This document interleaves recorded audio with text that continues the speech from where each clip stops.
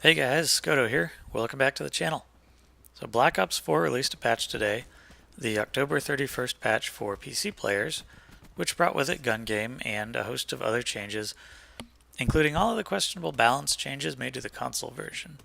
I'll post a link to both patch notes in the description of the video today, but essentially what you need to know is A, there's a new multiplayer mode called Gungame, B, you can now use COD points to progress through the black market that I'm still never going to touch, and C, even after 10 years, Treyarch is apparently just as much of a dumpster fire as it was in 2008.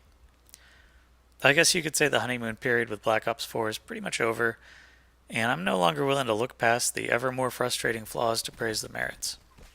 Now, a few changes in the patch that I'll mention are improved performance and spawning logic, which I've yet to see, improvements to stability, slight nerfs to assault rifles, and assorted minor nerfs and buffs to most other weapons that won't really change too much, but will probably hurt a really few specific weapons like the ICR, the Vapor, and the VKM. For some reason, the biggest counter to the dual SOGs, which saw not a whole lot of change, is the MOG 12 shotgun, and it's been nerfed as well, so expect to see even more dual SOG users this patch. Treyarch has promised further PC-specific balance changes and an undisclosed date in the future. Till then, we PC players better suck it up and enjoy our second-class console balancing. Now let's talk about Gungame, since that's kind of the point of the video. Gungame was my favorite game mode in Counter-Strike Global Offensive, and I've loved the implementation in almost every other game I've played as well. If you're not familiar with the mode, you start off with a weapon, and each kill you get replaces it with another weapon until you proceed through a set amount of tiers and get to the last tier, which usually involves a melee kill, and if you get that last tier kill, you win. I like Gungame because instead of rewarding a player for practicing ad nauseum with a single setup, it rewards a player for being skilled across the spectrum with a variety of equipment and tactics in a variety of different situations. You have to be able to pick favorable engagements, and that changes depending on what weapon you currently have. Generally, I prefer modes where you start with stronger weapons and progress to weaker ones. I think that's more skillful setup because it forces players in the lead to outplay others who are better equipped, whereas starting with pistols and proceeding to stronger weapons creates a more snowbally game. And I'm willing to let that slide. What I'm not willing to let slide is the always active UAV in the Gungame mode that completely negates all semblance of skill. Look up at the minimap. Every few seconds, I get to see every nearby threat, regardless of whether or not they're engaged in a gunfight. This decision is so brain dead on the design level that whoever came up with it should be spanked with a rolled-up magazine. What the UAV does is remove any semblance of skill or tactics from the equation and replaces it with luck. You can't stalk players or sneak up on them because the UAS will always reveal you, and they'll just turn around. Instead of listening for gunshots, you're just given the exact location information for every other player on the map. Since all players know where all other players are, most fights devolve into two people just turning a corner already shooting at each other. There's no advantage to flanking or sneaking, and no way to counter the omniprescient UAV.